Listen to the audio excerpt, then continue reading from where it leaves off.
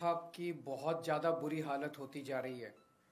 और ख़ासकर पिछले 1-1.5 साल से दिल्ली में जो अपराध बढ़ते जा रहे हैं, कानून व्यवस्था चरमरा गई है।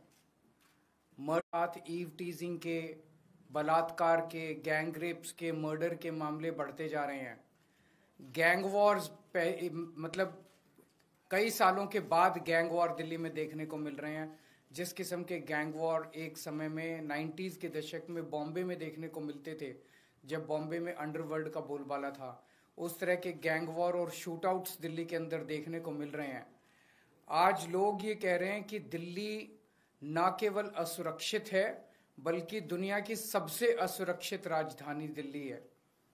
2022 में 501 मर्डर हुए, जो कि पिछले कुछ सालों में सबसे ज्यादा मर्डर्स हैं। और लगभग पिछले 3 महीने में जितने यमुना पार जितने गैंग वॉर हुए हैं, उसमें 20 लोगों की जानें गई हैं। तो हालत बहुत ज्यादा खराब हो गई है। चारों तरफ लोग डर और दहशत की जिंदगी जी रहे हैं। आज से 10 साल पहले आप लोगों ने, दिल्ली के लोगों ने मुझे एक जिम्मेदारी दी थी। आपने कहा था, केजरीवाल जी आप हमारे स्कूल ठीक करो। मैंने स्कूल ठीक कर दिए। आपने कहा था, केजरीवाल जी आप हमारी बिजली ठीक करो। मैंने बिजली ठीक कर दी। आपने कहा था, केजरीवाल जी आप हमारे अस्पताल, स्वास्थ्य सेवाएं ठीक करो। मैंने वो ठीक कर दी। आपने कहा था, केजरीवाल जी आप हमारा पानी ठीक करो। कई पानी में चीजें ठीक की, कई चीजें चल रही हैं, लेकिन सुधार की ओर स्थिति बढ़ रही है। लेकिन दिल्ली के लोगों की सुरक्षा की जिम्मेदारी आपने केंद्र सरकार को दी थी, और केंद्र सरकार में ये सारी जिम्मेदारी केंद्रीय गृह मंत्री अमित शाह जी के ऊपर जाती है। अमित शाह जी की जिम्मेदारी है दिल्ली को सुरक्षित रखने की। अमित शाह जी की जिम्मेदारी है दिल्ली में कानून व्यवस्था को बनाए रखने की। लेकिन आज मुझे बेहद अफसोस के साथ कहना पड़ रहा है कि अमित शाह जी पूरी तरह से पिछले 10 साल में दिल्ली की कानून व्यवस्था बनाने में फेल हो गए हैं। और आज जो स्थिति है वो बहुत ही भयावह स्थिति पैदा हो गई है।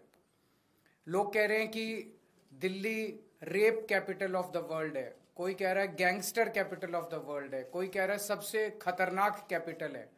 ये सुन के अच्छा नहीं लगता। ये केवल बात दिल्ली की इमेज की नहीं है, ये बात लोगों की सुरक्षा से रिलेटेड है। आज सबसे ज्यादा 2 तबके के लोग डरे हुए हैं, महिलाएं और बिजनेसमैन। कल मैं नांगलोई गया।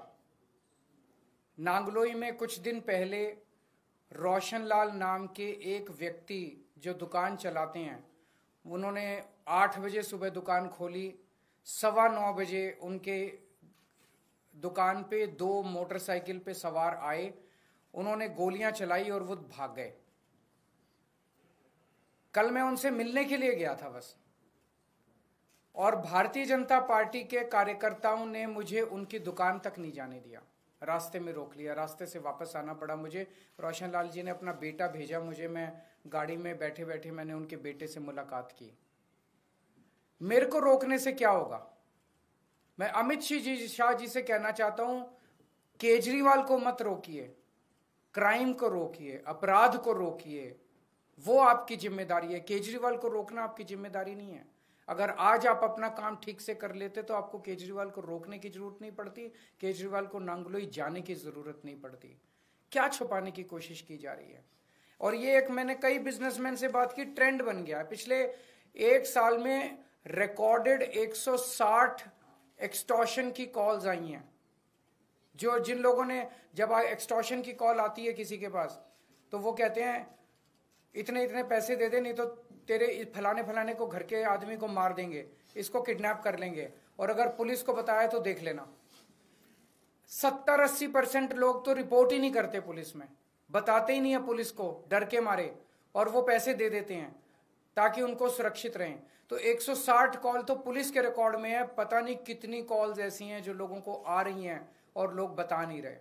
तो हर रोज पता नहीं कितनी एक्सटॉर्शन कॉल्स दिल्ली के अंदर आ रही हैं। और ये एक्सटॉर्शन कॉल्स क्या हैं? एक व्यापारी को विदेश के नंबर से एक्सटॉर्शन कॉल आती है, उसको कहा जाता है कि इतने पैसे दे दे, नहीं तो तेरे को ये कर देंगे, वो कर देंगे। अगर वो नहीं सुनता तो थोड़े दिन के बाद फिर उसके दिखाने के लिए कि वो सुरक्षित है, उसकी दुकान के ऊपर कोई मोटरसाइकिल पे शूट आउट करने के लिए, गोली चलाने के लिए 2 लोगों को भेज दिया जाता है ताकि वो डर के मारे पैसे दे दे। ये इतनी आम बात हो गई है कि दिल्ली से बिजनेसमैन दिल्ली छोड़ छोड़ के आस पड़ोस के राज्यों में जा रहे हैं। बिजनेस करना दिल्ली के अंदर एक बहुत बड़ा गुनाह बनता जा रहा है। महिलाएं असुरक्षित हैं। महिलाओं को, छोटी छोटी बच्चियों के साथ उनकी किडनैपिंग करके उनको रेप कर दिया जाता है, उनको मर्डर कर दिया जाता है। ईव टीजिंग की, मनचलों की घटनाएं मेट्रो के अंदर और बस के अंदर सफर करना दूभर होता जा रहा है। और ये सारी घटनाएं घट रही हैं अमित शाह जी के घर के चंद किलोमीटर के अंदर। अमित शाह जी तो जो कि देश के गृह मंत्री हैं, दिल्ली सीधे उनके अंडर में आती है। दिल्ली की कानून व्यवस्था उनको मेंटेन करनी है। वो अपने घर के 20 किलोमीटर के दायरे को सुरक्षित नहीं रख पा रहे, तो फिर वो कैसे देश चलाएंगे, कैसे देश के अंदर कानून व्यवस्था लागू करेंगे?